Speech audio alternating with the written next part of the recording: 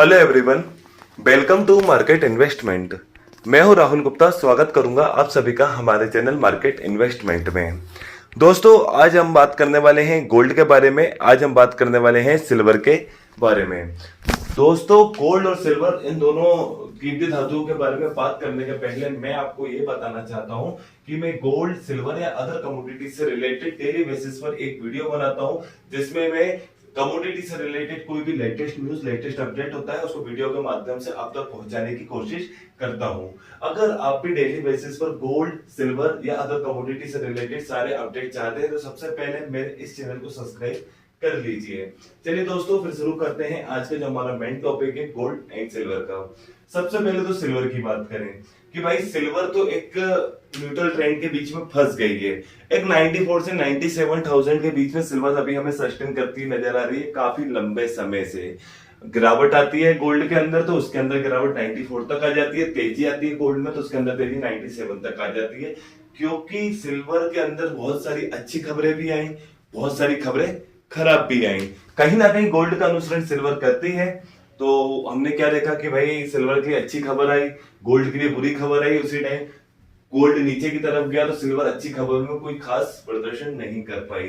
तो फिलहाल सिल्वर बहुत ज्यादा न्यूट्रल ट्रेंड में है, but buy on dip best opportunity silver के अंदर अभी इस साल लगातार बना रहेगा, क्योंकि इस साल सिल्वर के रिटर्न काफी अच्छे निकल कर आ सकते हैं।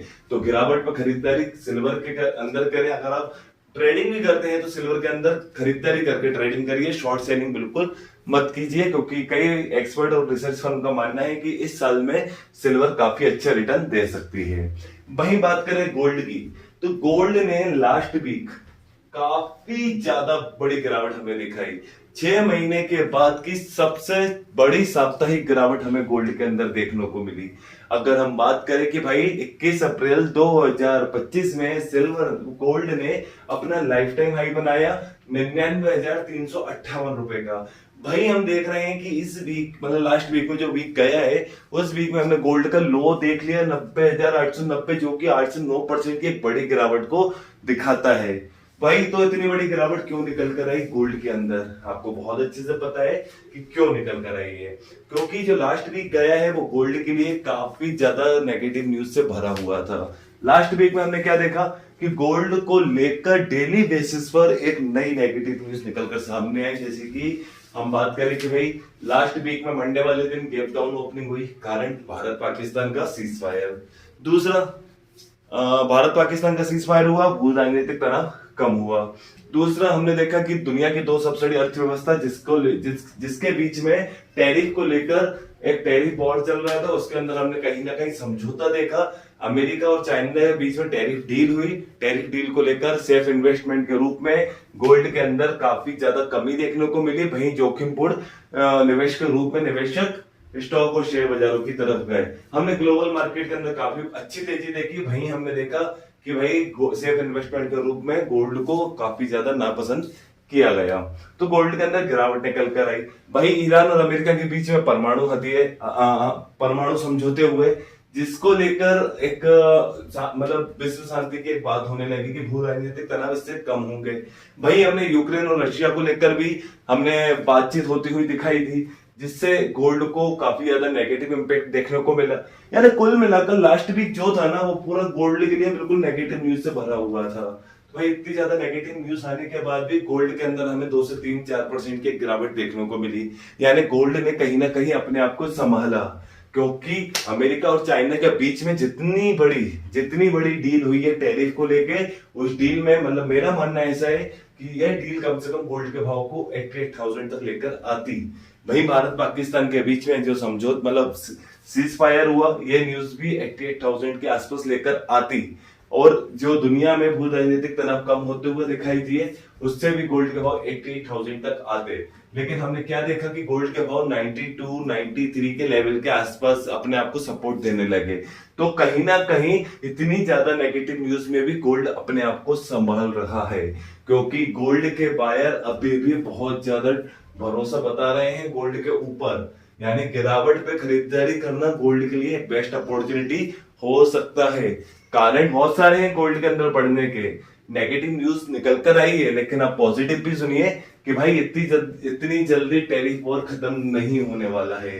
अभी टैरिफ को लेके समझौते हुए 90 डेज के, ये अभी खत्म नहीं हुआ है, ये फिलहाल पोज किया गया है। तो 90 डेज बाद फिर से अभी एक अनिश्चितता का माहौल बनेगा। वहीं अगर बात करें भारत और पाकिस्तान के बीच में सीज फायर हुआ है, ना कि युद्ध खत्म हुआ है, फिलहाल इसे सीज फायर ही मान के चले। वहीं हम देख रहे हैं यूक्रेन और रशिया के बीच में भी फिलहाल सीज फायर है, युद्ध खत्म नहीं हुआ है। और अभी तो वीकेंड में बहुत सारी खबरें निकल कर आई, जैसे कि हमने देखा कि भाई ईरान के साथ जो इनका परमाणु समझौता हुआ है उसमें अभी कंप्लीट नहीं हुआ है समझौता, उसको लेकर अभी भी बातचीत जारी है, अभी भी बातचीत जारी है। तो भाई कहीं ना कहीं अभी हमने देखा कि भाई अभी जो नेगेटिव न्यूज है वो कहीं ना कहीं गोल्ड के लिए पॉजिटिव वापस बन सकती है। तो बात करते हैं कि भाई इस वीक के अंदर गोल्ड के अंदर तेजी किस न्यूज से आई कि अमेरिका की जो रेटिंग कम की गई, चाइना के मिले जुले आंकड़े निकलकर सामने आए, उससे गोल्ड के अंदर वापस हमें एक तेजी आती हुई दिखाई दी। इस वीक में भी अमेरिकी आंकड़े निकलकर सामने आने वाले हैं और इन आंकड़ों से ये चीज भी डिसाइड होगी कि फेड आगे क्या करने वाला है। फेड अगर ब्याज दरों के अंदर वृद्धि, वो ब्याज दरों के अंदर कटौती करता है जल्दी से, तो वापस आपको गोल्ड के अंदर तेजी दिखाई देगी, क्योंकि कमजोर ब्याज दरें गोल्ड को काफी ज्यादा आकर्षित करती हैं, गोल्ड के अंदर तेजी लेकर आती है। तो फिलहाल गोल्ड के अंदर हम इस सप्ताह में अगर बात करें तो भाई 3120, 3155 और 3190 डॉलर ये मेन सपोर्ट होने वाले हैं। यानी भारतीय बाजारों के अंदर आपको 90,000, 91,000 और 92,000 ये बिल्कुल गिरावट पे खरीदारी करने का एक बेहतर अपॉर्चुनिटी होगी।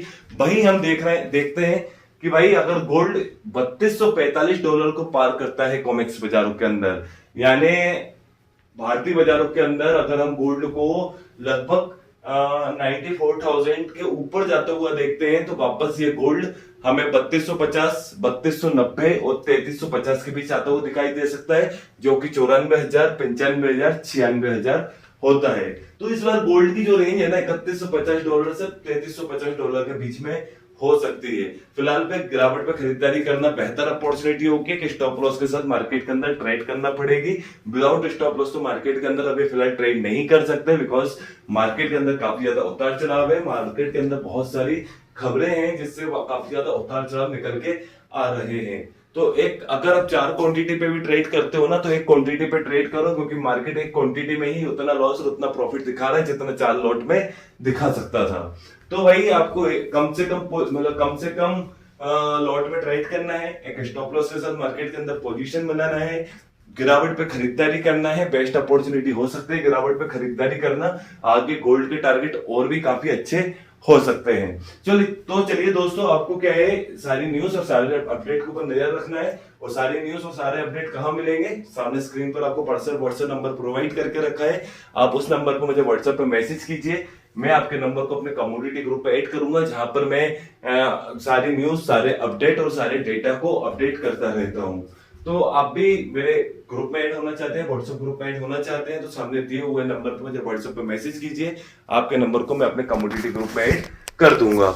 चलिए दोस्तों, अगर आपको ये मेरी वीडियो अच्छी लगी है तो मेरी इस वीडियो को लाइक कीजिए। अगर आप मेरे साथ जुड़कर रहना चाहते हैं तो मेरे इस चैनल को सब्सक्राइब कीजिए।